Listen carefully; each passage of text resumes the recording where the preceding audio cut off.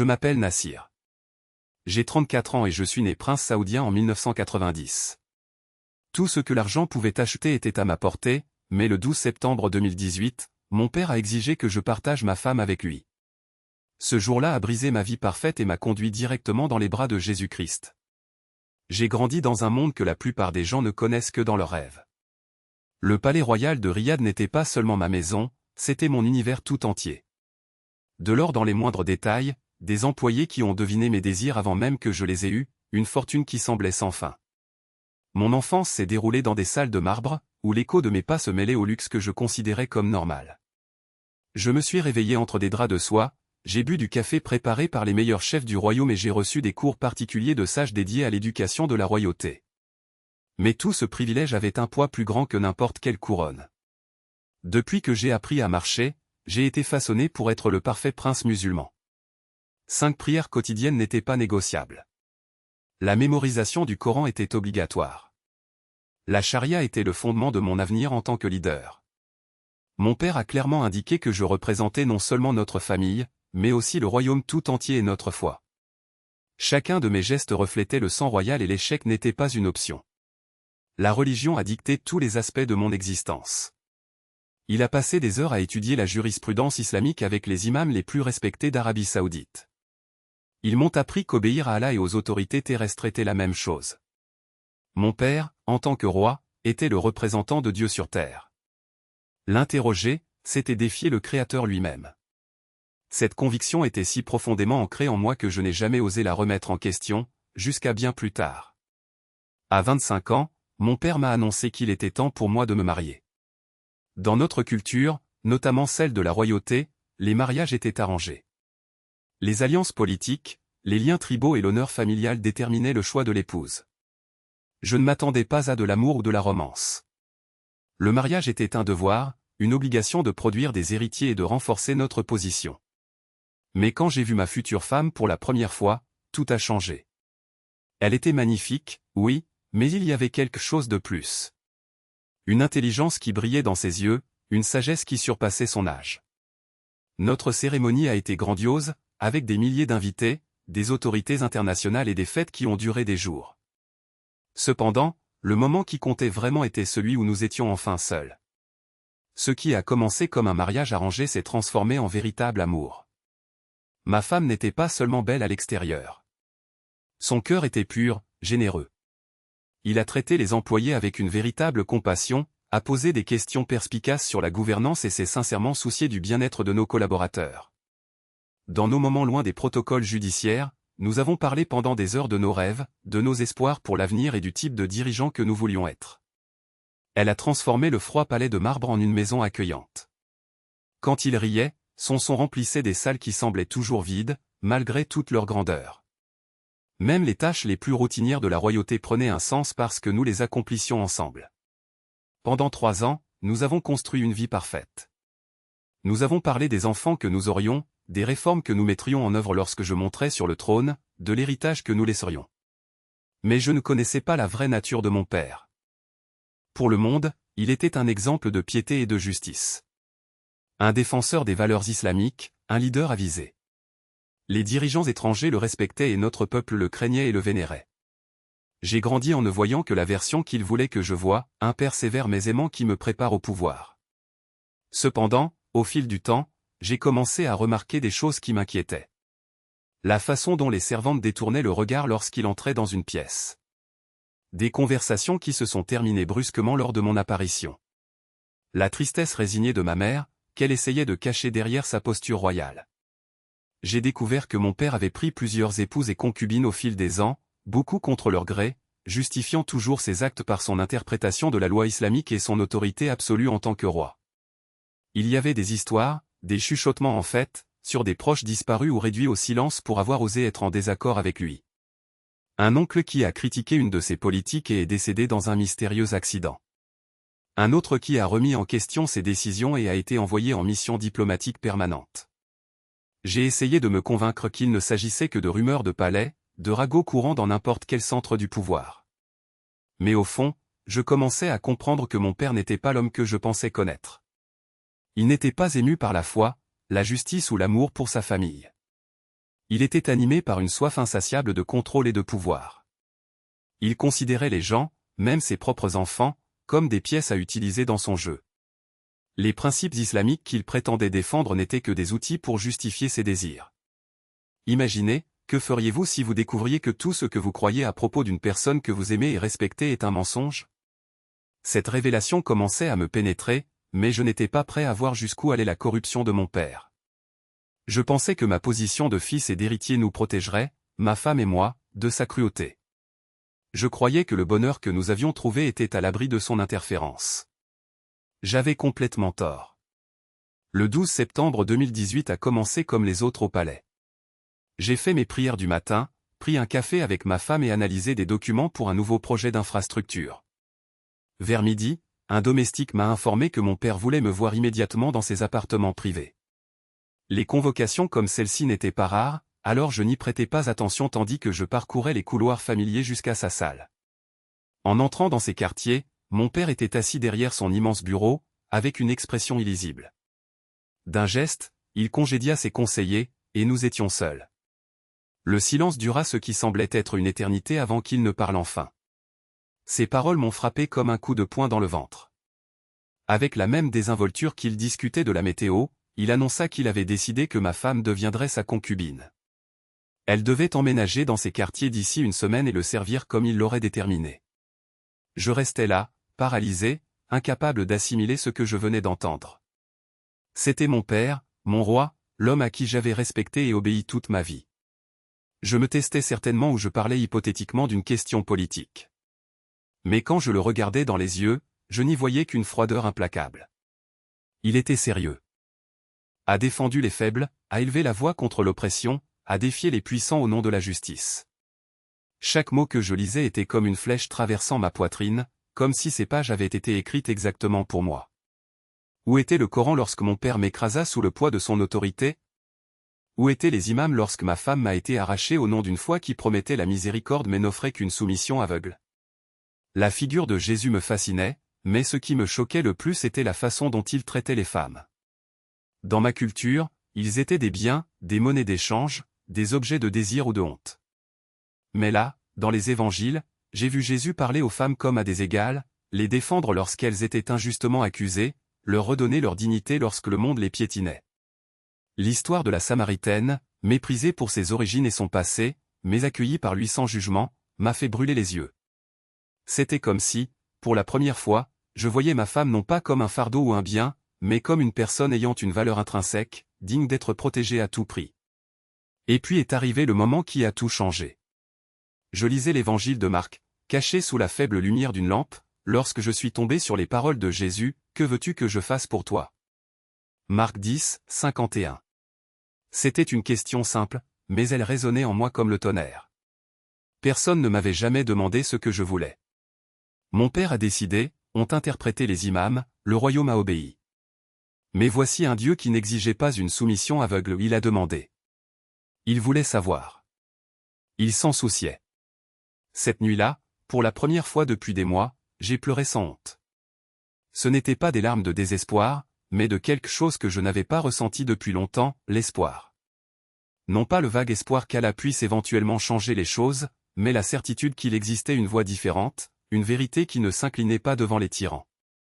Je ne savais pas quoi en faire, mais je savais que je ne pouvais pas revenir en arrière. Les jours suivants furent une torture. Pendant la journée, j'avais l'apparence d'un prince obéissant, souriant au banquet, hochant la tête aux ordres de mon père, prétendant que tout était normal. Mais la nuit, je me plongeais dans les évangiles comme un homme affamé. Chaque histoire de Jésus confronté à l'injustice était un baume pour mon âme blessée.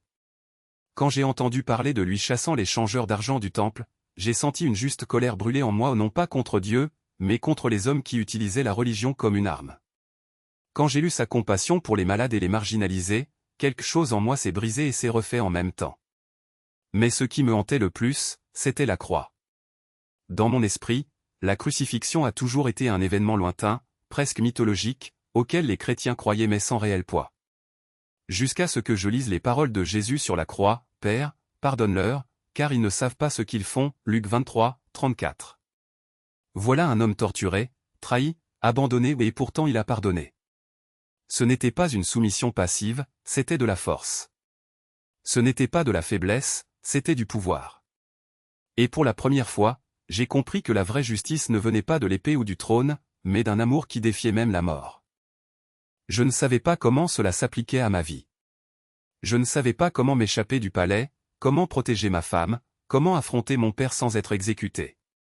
Mais je savais une chose, je ne pouvais plus prétendre que la foi qu'on m'avait enseignée suffisait. Le Dieu que j'avais adoré toute ma vie ne m'a pas donné de réponse. Le Dieu que je découvrais m'a cependant donné quelque chose de bien plus précieux, un choix. Et pour la première fois depuis des années, j'ai choisi de ne pas m'incliner. Avant, mais cette fois je n'ai pas récité les mots automatiques. Je n'ai pas demandé pardon pour des péchés que je n'ai pas commis. Je n'ai pas cherché l'approbation d'un Dieu qui semblait sourd à mes cris. Au lieu de cela, j'ai fait quelque chose que je n'avais jamais osé, je lui ai parlé comme s'il était là, non pas comme un juge distant, mais comme quelqu'un qui comprenait ma douleur. S'il y a du vrai dans ce que je lis, murmurai-je, si Jésus entend vraiment les briser, alors je ne sais pas quoi faire. Mais je ne supporte plus de voir ma femme dépérir. Je ne supporte plus de vivre dans cet enfer doré. Si tu es celui qu'ils prétendent être, alors aide-moi. Montre-moi un chemin. Ou laisse-moi mourir en essayant. Il n'y avait pas de tonnerre. Aucun signe céleste. Seul le lourd silence du palais, brisé par le tic-tac de l'horloge dorée accrochée au mur. Mais quelque chose en moi a changé. Ce n'était pas une réponse claire, mais une étrange certitude, je n'étais plus seul dans ce combat. Et si je n'étais pas seul, il y aurait peut-être un moyen de s'en sortir. Le lendemain matin, j'ai pris une décision qui pourrait nous tuer ou nous sauver. J'ai appelé ma femme à l'une de nos réunions secrètes et lui ai demandé sans détour, « Me faites-vous confiance ?» Elle me regardait avec des yeux vides, comme si elle avait déjà tout abandonné. Mais ensuite, lentement, il acquiesça. « Alors faisons quelque chose qui soit nous damnera, soit nous libérera, dis-je. Prions Jésus. » Elle recula, horrifiée. « C'est du shirk. C'est un péché qui ne peut être pardonné. » « Ou c'est la seule chose qui peut nous sauver, répondis-je. « Tu préfères continuer comme ça? Prier un Dieu qui ne répond pas, vivant dans un cauchemar qui ne fait qu'empirer ?» Elle se couvrit le visage de ses mains en tremblant. « Et si c'était un mensonge? Et si nous étions maudits pour toujours? Et si c'était vrai? » ai-je demandé en lui tenant les mains. « Et s'il était réel? Et s'il se souciait vraiment de nous? » La peur nous paralysait, mais le désespoir était plus grand. Cette nuit-là, après que tout le monde dans le palais ait dormi, nous nous sommes agenouillés ensemble sur le sol de notre ancienne chambre, maintenant transformée en cellule de luxe. Je ne connaissais pas les bons mots. Il n'y avait pas de formule magique. Alors j'ai simplement dit ce que j'avais dans le cœur, « Jésus, si tu es celui que tu prétends être, si tu écoutes vraiment les opprimés, alors aide-nous. Nous ne savons pas quoi faire d'autre. Nous n'en pouvons plus. S'il te plaît, montre-nous un chemin. » Rien ne s'est passé. Aucune lumière ne brillait. Aucune voix ne résonnait. Mais quelque chose en nous s'est calmé. Ce n'était pas un miracle visible, mais une paix étrange, comme si un poids invisible avait été enlevé de nos épaules. Et pour la première fois depuis des mois, ma femme a dormi sans pleurer. Les jours suivants, nous avons continué à prier en secret, toujours craignant que quelqu'un ne nous entende. Mais quelque chose a changé. Ce ne fut pas une transformation instantanée, mais un fragile espoir commença à fleurir. Nous avons commencé à remarquer de petites choses, une porte qui était auparavant verrouillée s'ouvrait désormais facilement, un garde qui nous surveillait de près semblait distrait, une occasion inattendue de parler en privé s'est présentée au moment où nous en avions le plus besoin. Puis, le 15 décembre, c'est arrivé. Mon père a annoncé qu'il se rendrait à une conférence internationale à Genève à la fin du mois. Ce serait 5 jours entiers hors du palais. 5 jours pendant lesquels nous pourrions agir sans risquer immédiatement sa colère. C'était l'occasion que nous attendions, mais aussi le moment où nous avons réalisé, nous ne pouvions plus la retarder. Si nous devions nous échapper, il faudrait que ce soit maintenant. Ce soir-là, après que tout le monde se soit retiré, nous nous sommes retrouvés dans la salle. Ma femme était pâle mais déterminée. Si nous nous faisons prendre, ce sera la fin, a-t-elle déclaré. Mais si nous n'y allons pas, ce sera aussi le cas. Je savais qu'elle avait raison. Il n'y avait pas de retour en arrière. Alors, en me serrant la main, j'ai sorti le téléphone portable que j'avais réussi à cacher et j'ai composé le numéro que j'avais mémorisé des semaines auparavant. Il s'agissait d'une organisation qui aidait les gens dans des situations comme la nôtre. Ils ne savaient pas qui nous étions, mais ils ont promis de nous aider si nous parvenions à nous mettre en sécurité. Le plan était simple, presque suicidaire, nous quitterions le palais lors de la relève de la garde, au moment où la sécurité était la plus détendue. Nous porterions les uniformes de 2 employés que nous avions discrètement soudoyés. Ils nous emmèneraient jusqu'à une voiture cachée à l'arrière du complexe, où un chauffeur digne de confiance nous attendrait. Ce serait alors une course contre la montre pour arriver à l'aéroport avant que notre absence ne soit découverte. Mais il y avait un problème. Ma femme ne pouvait pas sortir avec les vêtements qu'elle portait. Il lui fallait un déguisement convaincant. Et puis, comme si le destin lui-même conspirait en notre faveur, l'une des femmes de chambre a laissé un sac contenant un hijab et une abaya ordinaire dans le couloir. Ce n'était pas le meilleur déguisement, mais c'était mieux que rien. À 3 heures du matin, alors que mon cœur battait si fort que j'avais peur que quelqu'un l'entende, nous nous sommes habillés et avons quitté la pièce. Chaque pas semblait résonner dans les couloirs vides. Chaque ombre semblait cacher un garde. Mais nous avons continué car il n'y avait pas d'autre choix. Lorsque nous sommes finalement arrivés à la porte arrière, l'employé que nous avions soudoyé nous attendait avec la voiture en marche. Il n'a pas posé de questions. Il hocha simplement la tête et ouvrit la porte. Le chauffeur a accéléré dès notre entrée. « Avez-vous des passeports ?» il a demandé. Je les ai remis en priant pour qu'ils ne soient pas périmés. Il les regarda rapidement et sourit. « Très bien. Allons à l'aéroport. » Alors que la voiture s'éloignait du palais, j'ai regardé ma femme. Elle était recroquevillée sur le banc, les yeux écarquillés, comme si elle ne pouvait pas croire que nous avions réussi. « Nous l'avons fait, » murmurai-je. Ou du moins, nous avons fait le premier pas. Elle n'a pas répondu. Il m'a simplement serré la main, comme s'il avait peur que tout cela ne soit qu'un rêve. Mais ce n'était pas le cas. Et à mesure que le palais s'éloignait de plus en plus dans le rétroviseur, quelque chose en moi se brisait et se reconstruisait en même temps. Nous ne savions pas ce qui nous attendait. Nous ne savions pas si nous réussirions ou si tout cela se terminerait par une tragédie. Mais pour la première fois depuis des années, nous avons ressenti quelque chose que nous avions oublié, l'espoir. Et parfois, c'est tout ce dont nous avons besoin pour tout changer. Avant, mais cette fois, ce n'était pas face à la Mecque.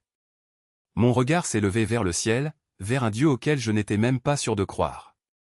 À 3 heures du matin, dans l'obscurité de ma chambre, j'ai prononcé des mots que je n'aurais jamais imaginé sortir de mes lèvres. J'ai dit, « Jésus, si tu es réel et si tu te soucies vraiment de la justice comme le dit la Bible, s'il te plaît, aide-nous. » Au moment où je les ai prononcés, j'ai ressenti quelque chose que je n'avais jamais vécu au cours de toutes mes années de prières islamiques. Ce n'était ni dramatique ni accablant, mais indubitable. J'avais l'impression que quelqu'un m'entendait. Pour la première fois depuis des mois de supplications désespérées, j'ai eu la nette impression qu'il y avait effectivement quelqu'un qui m'écoutait. J'ai continué à prier, parlant à Jésus de notre situation, de la souffrance de ma femme, de mon impuissance totale à la protéger. Et puis quelque chose d'inattendu s'est produit, j'ai commencé à confesser des péchés que je n'avais jamais reconnus auparavant. J'ai admis que j'avais été fier, que j'avais méprisé les gens en dessous de mon statut social, que j'avais été complice de systèmes qui opprimaient les autres. Je lui ai dit que s'il voulait nous sauver de cette situation, je lui donnerais ma vie entière. J'ai promis que nous le servirions quel qu'en soit le prix, même si cela impliquait de renoncer à notre position royale et à toutes nos richesses.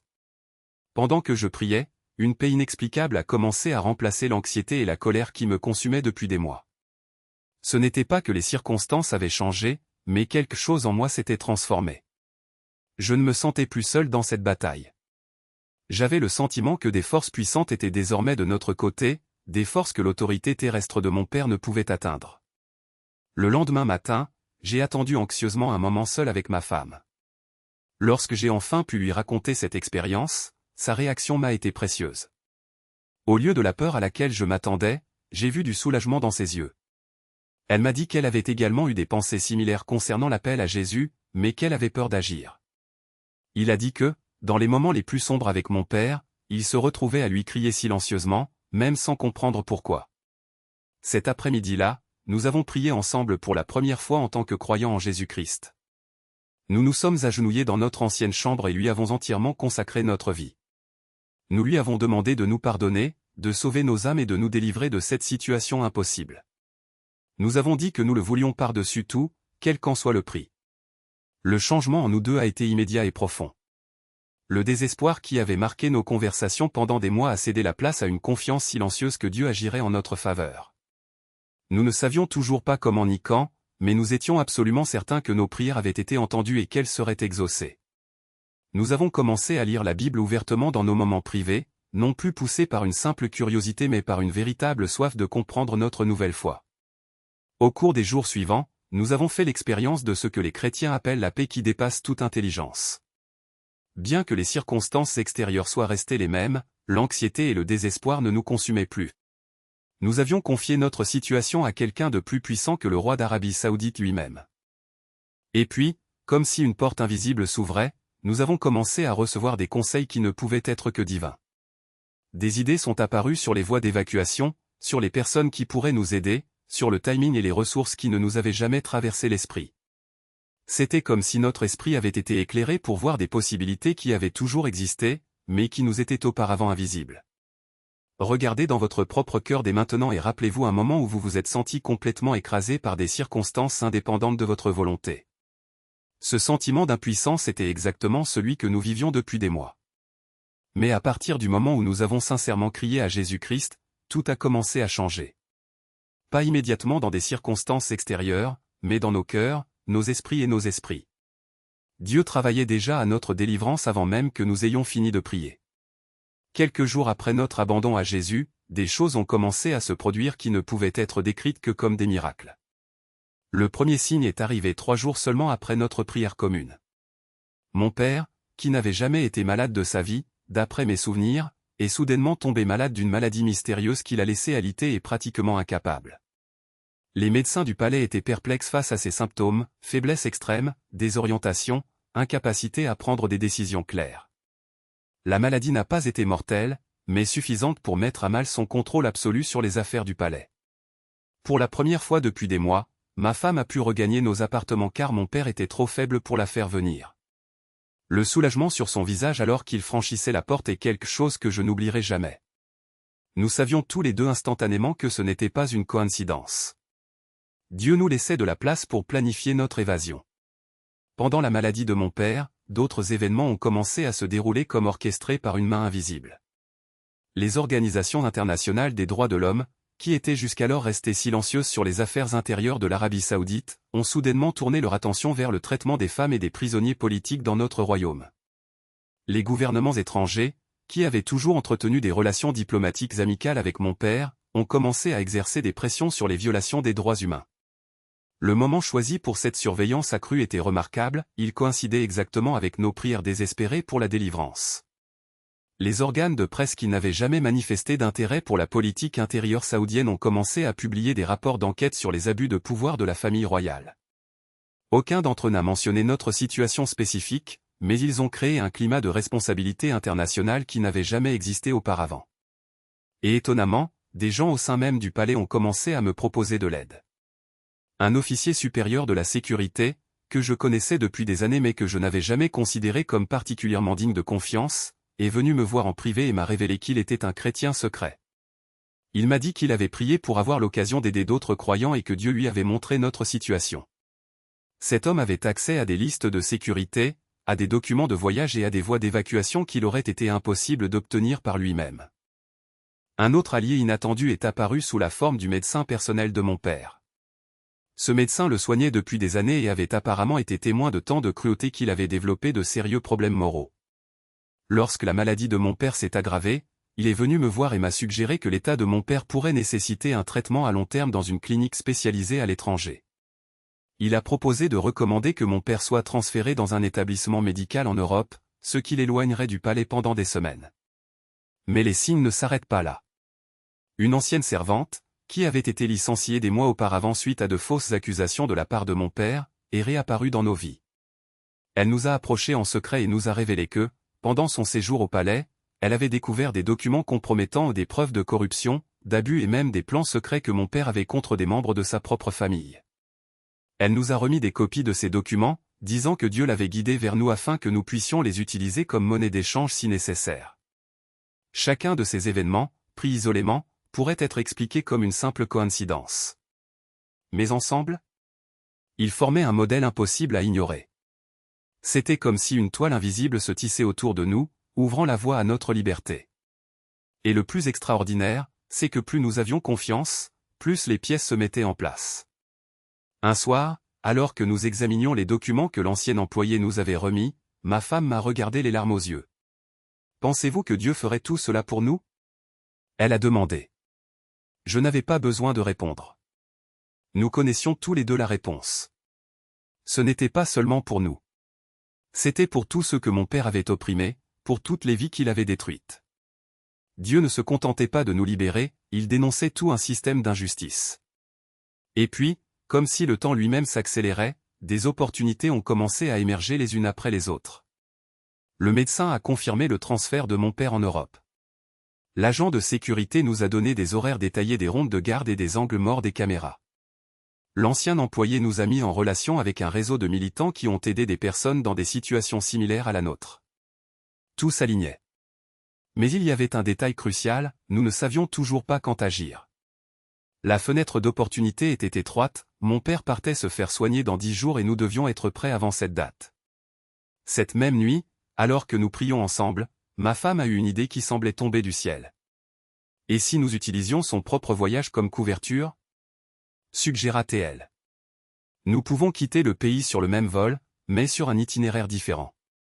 Si nous recevons de faux documents, personne ne nous cherchera dans son avion. C'était risqué. C'était audacieux. Et surtout, c'était parfait. Le lendemain, l'agent de sécurité nous a apporté de faux passeports portant des noms qui n'éveillaient pas de soupçons. L'ancienne femme de ménage nous a assuré que les militants pourraient nous cacher dans un pays voisin jusqu'à ce que nous obtenions l'asile politique. Tout était prêt. La veille du départ de mon père, nous nous sommes réunis pour la dernière fois dans notre chambre. Il n'y avait aucune peur, juste une détermination tranquille. Nous savions que si nous échouions, les conséquences seraient désastreuses. Mais nous savions aussi que Dieu était avec nous. Alors que nous nous agenouillions pour prier, j'ai ressenti une paix si profonde que je pouvais presque la toucher. Ce n'était pas l'absence de danger, c'était la certitude que, quoi qu'il arrive, nous étions exactement là où nous étions censés être. Le lendemain matin, alors que mon père était emmené à l'aéroport dans un cortège royal, nous nous sommes mêlés au personnel qui l'accompagnait. Avec les faux documents et l'aide de l'agent de sécurité, nous avons passé les contrôles sans éveiller les soupçons. Quand l'avion a décollé, mon cœur battait si fort que j'avais peur que tout le monde l'entende. Mais aussitôt que les roues ont quitté le sol, j'ai senti quelque chose bouger en moi. Ce n'était pas seulement un soulagement, c'était la liberté. Nous ne savions pas où nous allions. Nous ne savions pas ce qui nous attendait. Mais pour la première fois depuis des années, nous ne nous enfuyions pas. Nous suivions. Suite à un appel, une promesse, une main qui nous a guidés bien au-delà des murs du palais. Et alors que le désert saoudien disparaissait sous les nuages, nous savions que nous ne serions plus jamais seuls. Le gouvernement local pour nous extrader. Chaque appel anonyme, chaque message crypté, chaque tentative d'infiltration nous rappelait que l'ombre du passé nous hantait encore. Mais pour la première fois, nous n'étions pas paralysés par la peur. Nous savions que le même Dieu qui avait ouvert les portes du palais nous protégeait désormais au-delà des murs. Les premiers mois ont été un tourbillon de témoignages, d'entretiens avec les autorités et de séances avec des psychologues spécialisés dans les traumatismes des persécutions religieuses. Chaque mot que nous prononcions était un acte de courage, car révéler la vérité signifiait exposer non seulement notre histoire, mais aussi celle de tous ceux qui nous avaient aidés. Le médecin du palais, l'officier de sécurité, les contacts du réseau d'évasion, ils ont tous risqué leur vie pour nous. Et maintenant, à l'autre bout du monde, nous étions leur voix. Les médias internationaux se sont rapidement intéressés à notre cas. Interviews dans les journaux, apparitions à la télévision, documentaires, chaque plateforme est devenue une opportunité de dénoncer non seulement notre sort, mais aussi la réalité de milliers d'autres personnes qui souffraient en silence. Ma femme, autrefois une femme qui sursautait au bruit des pas dans le couloir, parlait désormais fermement devant la caméra, ses yeux brillants n'ont plus de peur mais de détermination. Nous ne sommes pas des victimes, a-t-elle déclaré. Nous en sommes témoins. Et notre histoire est la preuve que Dieu n'abandonne pas ceux qui le cherchent. Mais la plus grande surprise était encore à venir. Au milieu de menaces et de pressions constantes, nous avons reçu une invitation inattendue, prendre la parole lors d'une conférence internationale sur la liberté religieuse. L'événement rassemblerait des dirigeants mondiaux, des militants et des survivants des persécutions, Et notre présence n'était pas seulement symbolique, c'était un témoignage vivant de ce qui se produit lorsque la foi défie le pouvoir. Lorsque nous sommes montés sur scène, nous ne jouions plus un prince et une princesse saoudiens. Nous n'étions qu'un homme et une femme qui avaient échangé lors du palais contre la croix du Christ. Les questions des journalistes étaient prévisibles: comment avez-vous réussi à vous échapper? Qu'est-ce que ça fait de tout abandonner? Avez-vous peur d'être retrouvé? Mais il y avait une question qui nous surprenait toujours: la vie que vous avez laissée derrière vous manque-t-elle? La réponse était simple, mais chargée de sens. Nous n'avons manqué ni le luxe, ni le pouvoir, ni même la sécurité que nous procurait le nom de la famille royale. Ce qui nous manquait vraiment, parfois, c'était le sens du but que nous avions maintenant. Au palais, nous étions prisonniers d'un système. Ici, nous étions libres de servir un roi. Et c'est exactement ce que nous avons commencé à faire. Avec l'aide d'organisations chrétiennes, nous avons fondé un ministère de soutien aux convertis persécutés au Moyen-Orient. Notre maison est devenue un refuge temporaire pour ceux qui, comme nous, avaient tout quitté pour suivre le Christ. Nous avons entendu leurs histoires, des histoires de passage à tabac, d'arrestation, de familles brisées, et en elles nous avons vu notre propre passé. Mais nous avons aussi vu autre chose, le même espoir qui nous avait soutenus dans nos moments les plus sombres. Un jour, nous avons reçu une lettre anonyme. Il n'y avait pas d'expéditeur, juste une adresse email cryptée. À l'intérieur, une seule phrase: vous n'êtes pas seul. Nous aussi, nous nous battons. Nous ne savions pas qui l'avait envoyé, mais nous savions ce que cela signifiait. C'était la confirmation que notre histoire n'était pas seulement la nôtre, elle faisait partie de quelque chose de bien plus vaste. Dieu ne nous avait pas libérés juste pour nous sauver. Il nous avait libérés pour que nous soyons lumière au milieu des ténèbres. Aujourd'hui, quand je regarde en arrière, je constate que chaque détail de notre évasion, depuis le moment où le médecin a évoqué le traitement à l'étranger jusqu'au moment où les roues de l'avion ont décollé du sol, a été tissé par des mains divines. Ce n'était pas une coïncidence. C'était la providence. Et s'il y a une leçon que nous avons apprise, c'est bien celle-ci: lorsque Dieu appelle, il pourvoit également. Lorsqu'il guide, il ouvre des chemins. Et quand il libère, il transforme. Avez-vous déjà réfléchi à ce que signifie réellement être libre? Ce n'est pas seulement l'absence de chaînes. C'est la présence d'un but. C'est savoir que quoi qu'il arrive, vous n'êtes pas seul. C'est savoir que, même dans les moments les plus impossibles, Dieu travaille et qu'il n'est jamais en retard. Notre pays d'accueil menaçait de nous extrader vers le royaume. Nous avons dû changer de nom, modifier notre apparence et nous déplacer constamment pour échapper à ceux qui voulaient faire taire notre témoignage. La perte de notre richesse et de notre statut matériel était, au début, difficile à accepter. Nous étions passés de ressources illimitées à une dépendance à l'aide du gouvernement et aux œuvres caritatives d'organisations chrétiennes. Nous avons dû acquérir des compétences de base dont nous n'avions jamais eu besoin en tant que famille royale: faire les courses, préparer les repas, gérer le budget du ménage. À de nombreux moments, les défis pratiques de notre nouvelle réalité nous ont submergés et nous nous sommes demandé si nous avions pris la bonne décision. C'est dans ces moments de faiblesse que Dieu, avec sa fidélité inébranlable, nous a rappelé sa présence. Grâce au témoignage d'autres croyants et à sa provision surnaturelle, il nous a soutenus. Les familles chrétiennes nous ont accueillis chez elles comme si nous étions une famille. Les églises organisaient des collectes spéciales pour nous aider à faire face à nos dépenses. De parfaits inconnus nous approchaient après avoir entendu notre histoire, nous offrant une aide pratique ou des mots d'encouragement qui arrivaient au moment précis où nous en avions le plus besoin. À mesure que notre foi devenait plus forte et que nous nous adaptions à notre nouvel environnement, Dieu a commencé à révéler son dessein pour nos expériences. Nous avons reçu des invitations à partager nos témoignages dans des églises, des conférences chrétiennes et des organisations de défense des droits de l'homme. Notre histoire a profondément touché ceux qui n'avaient jamais compris la réalité de la persécution religieuse dans les pays islamiques ni le coût personnel de la conversion de l'islam au christianisme. Nous avons alors découvert que Dieu utilisait notre témoignage pour atteindre d'autres musulmans qui remettaient secrètement en question leur foi ou recherchaient la vérité au-delà de ce qu'on leur avait enseigné. Après chaque discours, nous recevions des messages de musulmans qui avaient entendu notre histoire et souhaitaient en savoir plus sur Jésus-Christ. Certains étaient des immigrants vivant dans des pays occidentaux, libres d'explorer d'autres religions. D'autres encore vivaient dans des pays islamiques et avaient trouvé notre témoignage grâce à des réseaux chrétiens clandestins ou à des diffusions sur Internet. Les réponses les plus surprenantes sont venues de l'Arabie Saoudite elle-même. Grâce à des canaux de communication sécurisés, nous avons découvert que notre fuite et notre conversion étaient connues dans certains cercles du royaume.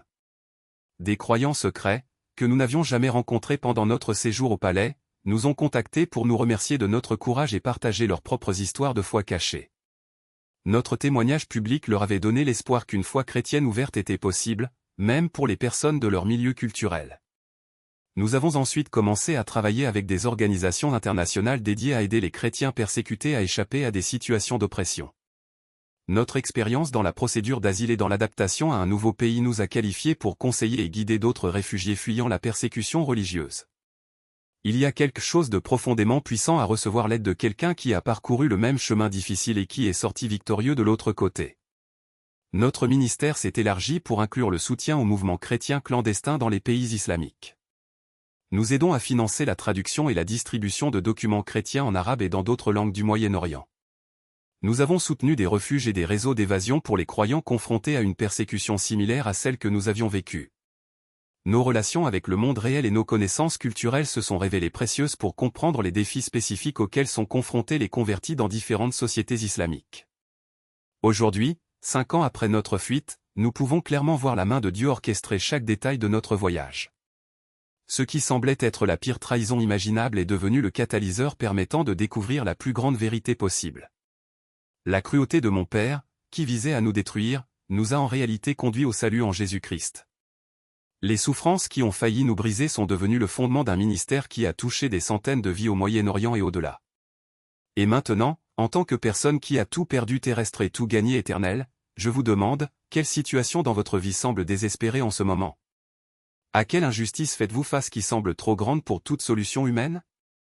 Le même Jésus qui a libéré un prince saoudien et sa femme de circonstances impossibles est à votre disposition dès maintenant. Regardez à l'intérieur de votre cœur et demandez-vous, êtes-vous prêt à confier le contrôle de votre vie à quelqu'un qui vous aime plus que vous ne pouvez l'imaginer? Jésus-Christ ne nous a pas sauvés parce que nous étions assez bons ou méritions d'être sauvés. Il nous a sauvés parce qu'il est bon et parce qu'il se spécialise dans les situations impossibles. Si vous êtes prêt à vivre la même transformation qui nous a transformés de victimes brisées en croyants victorieux, priez avec moi dès maintenant, Jésus, je reconnais que je suis un pécheur et que j'ai besoin de salut. Je crois que tu es mort sur la croix pour mes péchés et que tu es ressuscité pour me donner la vie éternelle. Je t'abandonne ma vie et te demande d'être mon Seigneur et mon Sauveur. C'est ainsi que nous sommes passés du palais de l'esclavage au royaume des cieux. C'est ce que Jésus-Christ a fait pour nous. Et il fera de même pour vous.